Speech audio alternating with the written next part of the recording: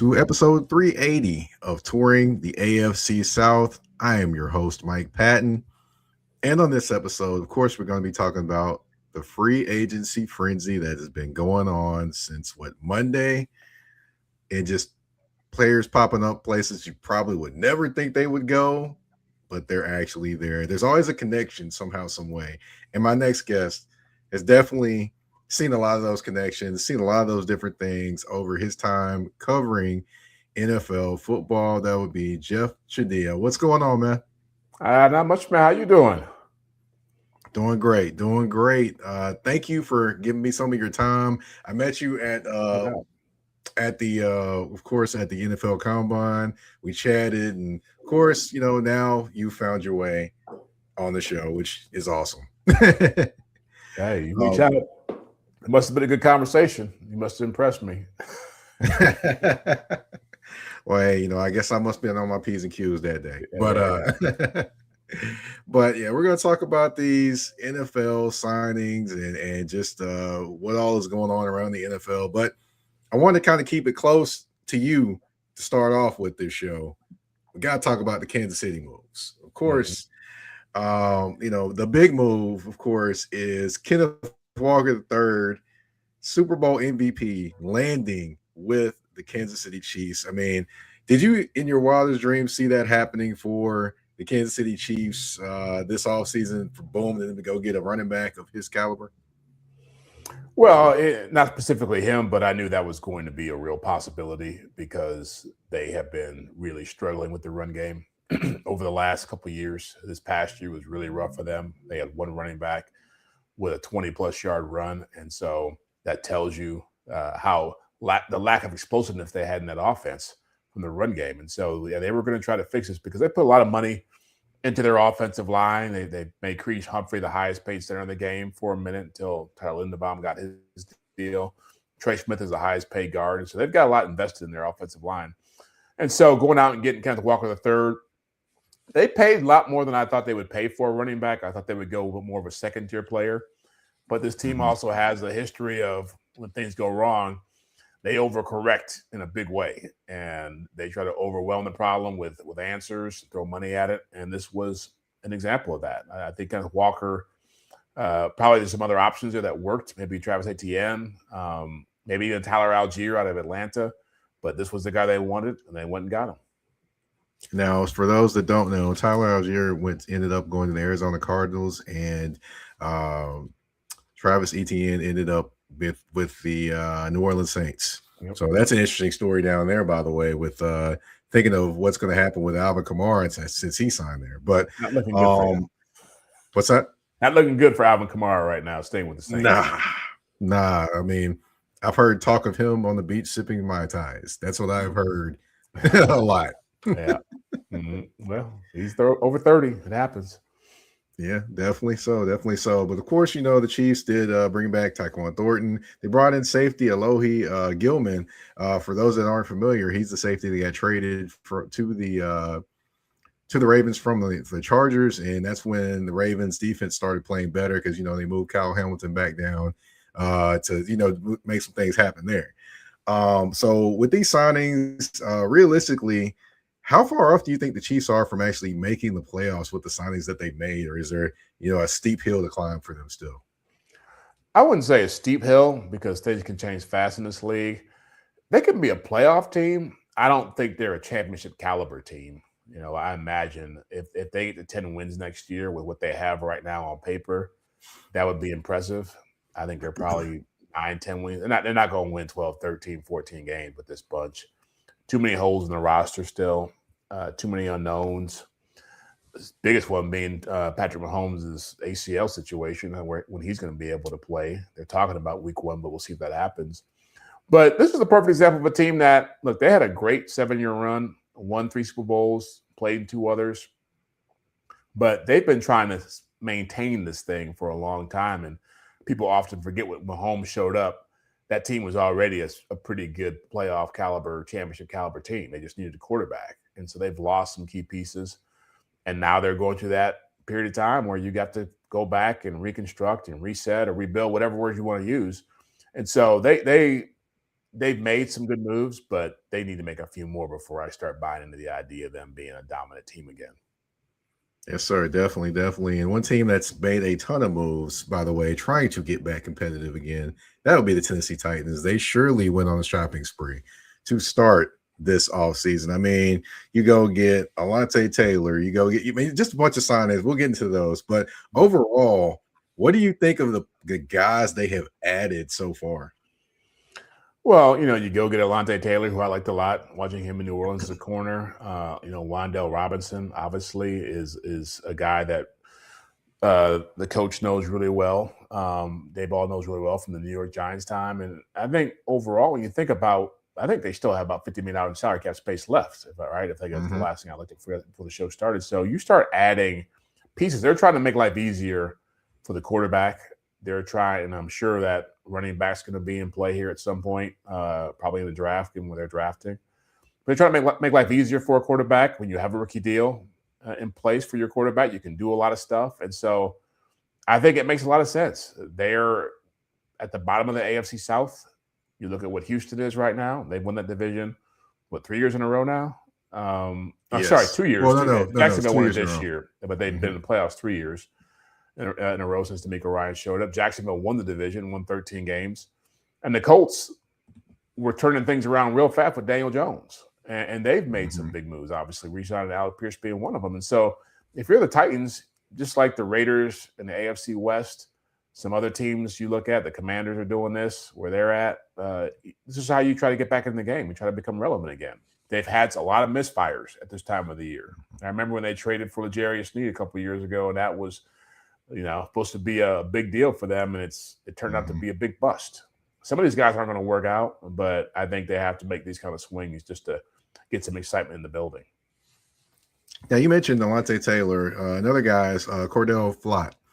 They brought in from the Giants. Actually, that was a last-minute signing because he was getting ready to sign with the Giants, and then apparently Titans reached out. Robert Saleh laid out his plan for him, and they kind of sweetened the deal, and he ended up wearing a Titans coming to the Tennessee Titans. So these two guys are probably going to figure in very much into this defensive backfield. What do you think of these guys in terms of their combination with what they have in terms of a Marcus Harris at a slot guy, or the cornerback from was it Josh Williams from the Kansas City Chiefs potentially, or you've got at safety you've got Kevin Winston Jr. and Amani Hooker. So instantly this secondary just to me seems like it's infinitely better than what it was last year, because you had third string and fourth string guys out there trying to play and compete, and they just weren't able to do so.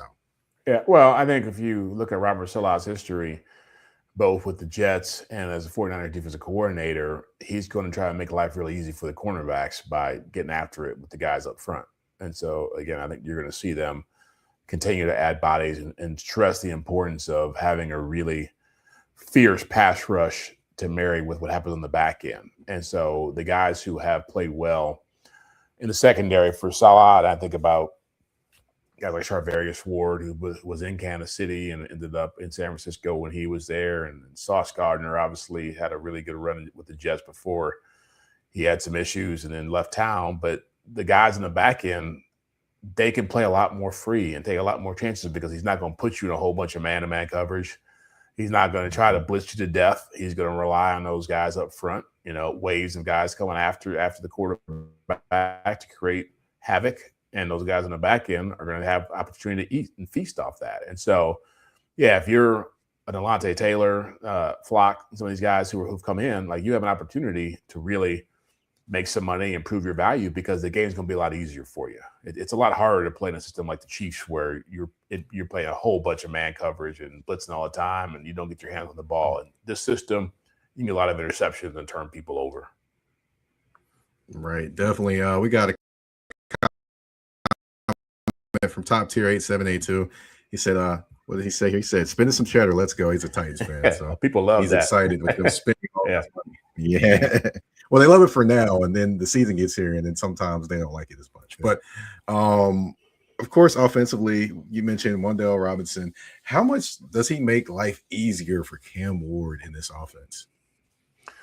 Well, you look at Brian Daboll's history and what he tries to make the game easier for the quarterback, and so I think he's going to try to do that for Cam Ward. Yeah, I think about I'm not going to put Wanda Robinson in the same category as a Stephon Diggs when he got to Buffalo, but you saw how much having the right receiver helped make life easier for Josh Allen earlier in his career when Daboll was the OC there. And so I can anticipate a guy like Robinson, who's pretty good route runner, pretty good possession guy, got decent speed, being somebody you can rely upon in that offense. I mean, they've made a few moves over the last few years to try to get receivers in there, and it hasn't worked out well. And so the more veterans you can add who know the offense, know the system, that, to be honest with you, having a Wanda Robinson there can make life easier for Ward just because he knows the offense really well. And so you don't have to, as a quarterback, have to wonder if your receivers know what they're doing, because the guy already knows what the receiver can teach the quarterback some stuff that he likes about being in this system, right? And so that's a nice dynamic to have. And I think that was a big part of what Josh Allen had with Stephon Diggs, to be honest with you, when he was in Buffalo together. I think that's what Travis Kelce did for Patrick Mahomes when he was a young quarterback. Like, it does make a big difference bringing veterans in at that position. Definitely, for sure. I'm interested to see how all that melds together. But you said the key thing, doing things to make Cam Ward make things easier for Cam Ward, relaxing for Cam Ward a little bit as they can be, and then also defensively, I think they kind of built this thing around Jeffrey Simmons, which I think is a great thing to do, because obviously last year he had his career high in sacks last year. Came in the best shape I've ever seen anyone. I mean, I've never seen a 300-pound man that didn't have a stomach. That was Jeffrey Simmons last year. I looked, I was like, is this serious? Is he really? When you saw him, he looked like a creative player when you saw him. So, But I was going to say, he's one of the guys holdovers from that whole Mike Vrabel era. And like, I know a lot of guys aren't left from that period, but I remember watching those guys play and how volatile they were, how frenzied they played, and how physical they were. And so it's a long way to get back to that, but they can create that kind of defense again, that kind of energy. It'll be a good thing for this franchise. Definitely, him and John Franklin Myers, that's scary hours, I believe. But now, as far as the Jaguars, of course, I got to mention they did go 0 for 2. And I'll tell you why they went 0 for 2. Of course, they had two big free agents. They had Travis Etienne, which you already mentioned, and when they also had Devin Lloyd. Two big decisions on both of them. Of course, we're talking to a few people that I know around the team. Of course, it was kind of negotiating, then had a downtime, ATN, and then kind of went quiet. And at that point, I think it was it. But, as far as Devin Lloyd, going into your last year, your contract, you have a big year, kind of, I don't know if you want to pay him or not type of thing. And now he ends up in Carolina. So they kind of went 0 for 2 there. So I'm kind of interested to see how they're going to replace those guys. Would it be the draft or second tier free agents or somebody on their team that we're not maybe talking about? Could be a combination of all three, to be honest with you. And I think this is a perfect example of they weren't drafted by the guys who are in charge now, right? And so there's a lot less willingness to go and give a lot of money to players that you look at when you came in and said, okay, well, they had a good year, but am I going to really go ahead and invest in that in a way when I could actually go into the draft or free agency and find somebody else?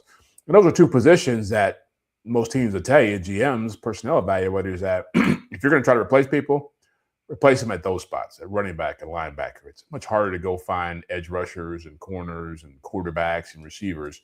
So I think that's a big part of what happened there. I mean, I think they're both good players who had good seasons. If you look at the course of their careers, it's a little bit, up and down. ATN obviously had his issues at the start when Urban Meyer was there, and talking about him being a receiver at one point when he came in the league, and bounced back a little bit under Doug Peterson and found his wings with Liam Cohen. And to be honest with you, Devin Lloyd, before the season started, there was a lot of people just thinking, well, he's already gone. They're not going to re-sign him at all. And so hats off to him for having a big contract here. But I think most of this probably was already decided before those guys ever started playing this past season. So I don't think I hear what you're saying. They're losing good players, but I think they already knew that we're paying a quarterback a whole bunch of money. We just traded for Jacoby Myers. Probably got to deal with his situation at some point. and they have other talented players to hold on to. So it's what happens in this league. Yeah, I think they already extended Jacoby though. I think they took care of him already. But just this team, it's pretty interesting. And then of course, you have the rumors out there about Brian Thomas Jr., which I don't necessarily believe those right now. That's just me. But the other thing is you sign Monteric Brown, you bring him back 3 years, $33 million, I believe. And of course, you signed Jordan Lewis last year. So plenty of people are thinking, hey, well, where does this leave Travis Hunter? I'm like, well, to me, he's still the guy. He's still going to be more at corner to me this year than he was last year. So, I mean, am I thinking along the right lines here that he's going to be the guy that plays corner? I mean, where's he going to play? Yeah. He's going to play the most. So, well, I think he should play corner the most, right? Yeah. I mean, because you're definitely on this team. Because they've proven that they've got a pretty. You don't go trade for Jacoby Myers if you believe that. Now, granted, it's a different situation. You're trying to win games, get in the postseason, but you start stocking your receiver room the way they've stocked it. Like, I don't see the space where he can come in and really make a huge contribution on offense. And I forget the name of the kid who had the big game in Denver, but he's a talented young player as well. Talking about Parker Washington? Yeah, Parker Washington. Yeah, exactly. So he's a talent as well. And so, I mean, I've always thought that Travis Hunter made more sense as a corner who you could give him some plays on offense. But even watching him in college, he always felt like a player who was just more athletic than most of the guys he played against and not a really polished true receiver. And I talked to enough people around the league and within my own network who've been Hall of Fame receivers who've said this. It's like, he's not just going to walk out there at this level and just dominate people. And as a corner, though, it's a different conversation. And they made the trade for Greg Newsome, obviously, last year, and he helped that defense. I think you're lucky to have this problem, but the best way to deal with the problem is to put the guy in a place where he can be most comfortable and most impactful, and that's a corner. Definitely. And by the way, Greg Newsome signed with the New York Giants this offseason. So they traded him for Tyson Campbell, and Tyson Campbell's still in Cleveland, and now he's in New York. So I'm pretty sure some Jaguar fans are pretty happy about that. But of course, got to talk about, of course, another team in the AFC South. That would be the Indianapolis Colts. They add and they subtract.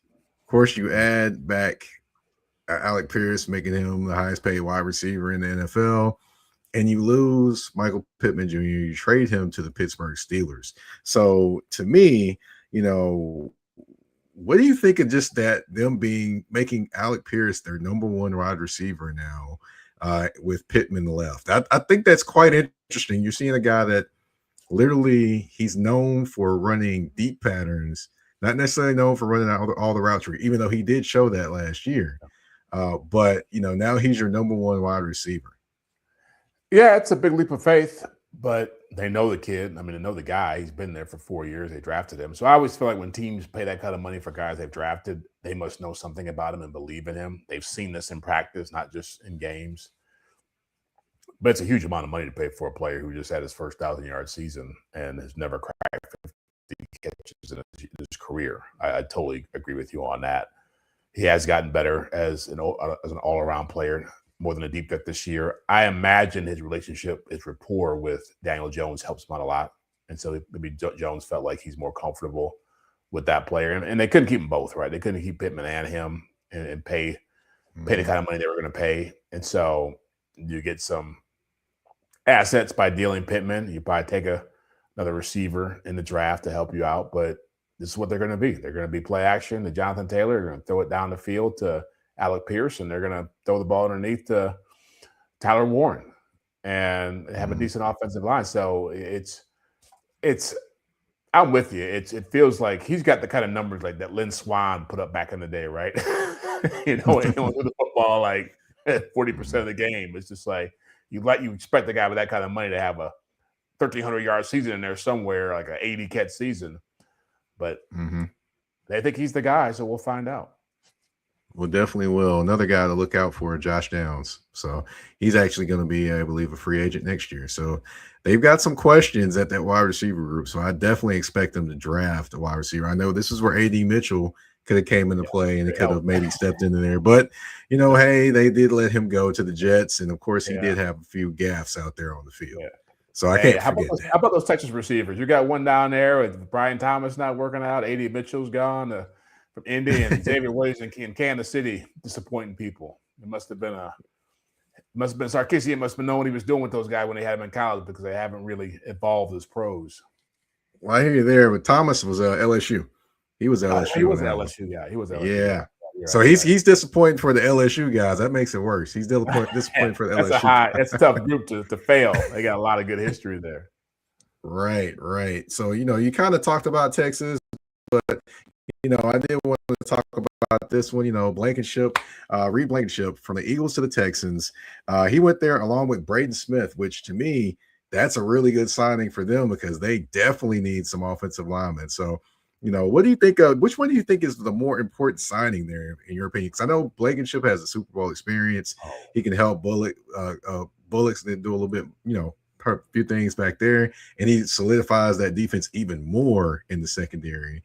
Or you have Braden Smith. I mean, offensive tackle, developed with the Colts. Now he's moving on to another team in the AFC South. So, it's Braden Smith without question. I mean, Look, they just got rid of Titus Howard, who was one of their best offensive linemen. Traded him, so I don't know how if you're CJ Stroud, you're looking at Braden Smith with whole lot of hope and prayers and hoping that he can continue to be a solid player for you, because they need as much help as they can get. I've never seen a team do more with their offensive line every offseason than this team has done. It feels like they've been trying to rotate players. Every year they're rotating guys in, rotating guys out, and it's just like, man, at some point it'd be nice to have some continuity and some guys who've worked together. But I'm sure they've seen Braden Smith plenty of times playing in the same division as him. I'm sure they have a plan to add more depth to the offensive line. But they look at last offseason they had like 3 or 4 different guys come in who were either supposed to be starting or starting, and so that's a lot of pressure to put on an offensive line and on offense in general. Definitely. You had Trent Brown you brought in. You had another guy that was starting center, Andrews. That was out all season for the Patriots the previous season. You brought in, former Jaguar, Cam Robinson. You brought him in. I mean, you brought in so many different guys. Oh, I'm sorry. And then he brought in the offensive tackle guard too. He brought an offensive tackle that was he brought in so many people. I mean, Ed Ingram. They brought him in too. They brought in like 6 people last year. They paid and brought Ed Ingram back though. So I will say they did at least keep somebody, but it did miff me that they traded Titus Howard. And I'm sitting there thinking to myself, that's your best old lineman. What are we doing? Most versatile too. He played guard for a couple years ago. That too. Yeah, so, I don't know. Go ahead. Yeah, I don't know exactly what all is going on. I understand they're trying to probably do some bargain bin shopping because they do have to pay Will Anderson Jr. and CJ Stroud eventually. But geez, guys, come on now. Can we just draft some people and develop them at some point? I mean, what is going on here? I mean, I know Blake Fisher didn't become what you thought he should be, but geez, is this what we're going to do? Is this really it? Well, Juice Scruggs was a guy too they drafted high and didn't work out for him. Yep. He went in that deal with the Detroit for Montgomery, right? David Montgomery. Now I will say this, David Montgomery, it was great times for you in Detroit, but this is a different place, buddy. Yeah. So this offensive line might not get you where you want to go. That's right. Yeah, he might be. I know it's Sonic and Knuckles up there, but he might be a lower rated version of that Knuckles down there. Woo, goodness! But it might be Hedgehog now, man. But yeah, I just want to, of course, before we get off, I do want to talk about the free agent side, the big time free agents that are out there. Of course, I did have a list of people that were on the list, Trey Henderson and those guys, but we have had some signings happen over the last 24 hours. Most notably, Romeo Doubs going to the New England Patriots, 4 years, $80 million. You have Tyreek Woolen going to the Philadelphia Eagles, 1 year, $15 million. Trey Hendrickson said he's going to make a decision on Wednesday. So we'll see what happens. But he said I'm going to get what I want. But I think he's He's kind of like like in the movies where you have the guy, the wily veteran that's trying to get that one last payday or that one last score, kind of like in Ocean's 11, things like that. This is what Trey Hendrickson reminds me of, because he's like, I'm not taking a penny less. I'm sticking to what I want. That's what he reminds me. It reminds me of the George Clooney of football right now. Is what I like to call him. Yeah, well, it's crazy. It's like all this talk about the Bengals were holding him up and keeping him down. It's like now you're out there and you're still not happy with what you're hearing. Yeah, at some point the market tells you what you are, and I get it, man. You see Odafe Oweh sign for $25 million a year, and Jalen Phillips getting $30 million a year, and you feel like I've done way more in this league than those guys have. But that's at your age and where you're at in your career, and you're not getting those kind of paydays. And so I think it's like people said he wants to hear a 3 next to the number he gets. It's going to be a 2, and he should be happy at this stage to get whatever he's going to get because he's free now. He can find out what he's worth. Right. The funny part is I did think about him at one point signing with the Titans, but kind of looking at what they have currently right now, I'm not sure he kind of fits that equation because they're looking for more, something a little different. But I mean, then again, the 49ers, in terms of how they built their defense, they did have Justin Smith at one point playing defensive end out there. Yeah. So, you never know. But what did you think about the Tariq Woolen signing with the Eagles? I didn't expect the Eagles to pull rabbit out of the hat because they were just losing people right and left. Yeah, well, I mean, a 1-year deal tells you a lot about what his market was, and I think the cornerback market. I think he was probably the 5th or 6th best name on there, and the guys who I thought were pretty good, like Jamel Dean, obviously Jalen Watson. Even the Alontae Taylor, the guy you got there, and also Greg Newsome. I thought they were better players. And so Tariq Woolen got the size and the speed, the length and all that stuff, man. But he had a lot of trouble with penalties towards the end of his career in Seattle. And he had a couple meltdowns on the field in the playoffs that weren't helpful either. But he fits because the Eagles have been trying to find another corner to pair with Quinyon Mitchell, and he gets an audition now, and it's a good spot for him to go and try to figure out what to do next because Vic Fangio will showcase him, and he'll have opportunities. There'll be a lot of balls coming his way because Quinyon Mitchell and Cooper DeJean ain't going to be seeing as much many quarterbacks wanting to throw their way, right? Right. Definitely. It's going to be interesting just to see what he does. Now, Romeo Doubs, I've heard from some Patriots fans, and they have told me, like, why did we sign another number 2 wide receiver? I'm like, hey, Dobbs is talented, but I don't think he's a number 1 wide receiver, but it doesn't mean he can't produce out there. Well, yeah, and you look at Josh McDaniels' history, the system he's run, he's never really had a true number 1 receiver.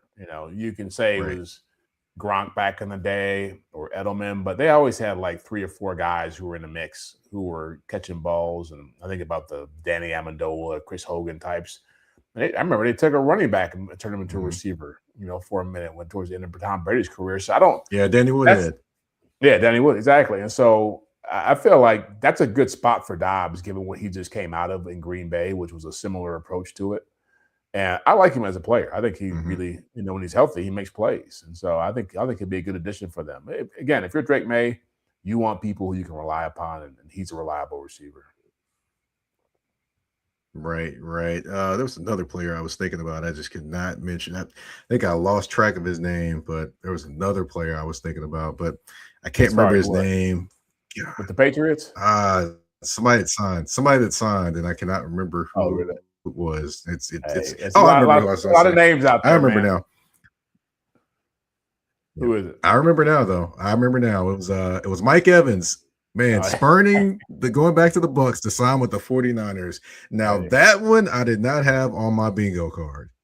Yeah, well, I think a lot of people didn't. Not the number that he got, and maybe there's some funny money the way it's structured. It sounds good, 3 for $60. I'm guessing it's probably a lot more like 2 for a lot less than that. But I've known Mike for a long time, and I think he's super. Obviously he's been super productive for a long period of time, but injuries are catching up to him. And I'm from the Niners. The weird part for me is you just had a season where you had all these players getting hurt, and now you're bringing in Mike, who had hamstring injuries last year, broke his collarbone. Been fairly durable, but he's at an age now where it's like, is he going to be able to avoid that kind of problem? as he's getting older, like that's the weird part to me, because I think if he's healthy, he's gonna work well and be a true X for Kyle Shanahan in that offense. But flip side is, man, it could be just what they were dealing with last year. Another guy who's hurt. Right. This is definitely a roll of the dice. But then again, it was a roll of the dice when they paid Ayuk, and we saw how that one kind of did turn out. Yeah, but they want a pro. But I know that part. They want a professional in the building now. Right. So yeah, definitely was fun kind of going over all these free agent signings, all these different things happening. Jeff, thank you for coming on the show. If you want to tell anyone where they can find your work, where they can find you on social media, anything like that at all, the floor is yours. Yeah, for sure, man. I'm obviously NFL.com is where I write most of my stuff. Although we're moving to ESPN shortly here, so we'll see. I don't know where I'm going to be writing in a little bit, but obviously NFL Network, we're still doing Free Agents and Frenzy for one more day, so I'll be on there tomorrow. You can always find me on Twitter, Instagram, Jeffrey Jeffrey Chadiha, all one word. Ain't too many ain't nobody else out there with that handle, so it'd be easy to find. But yeah, I'm in all those places.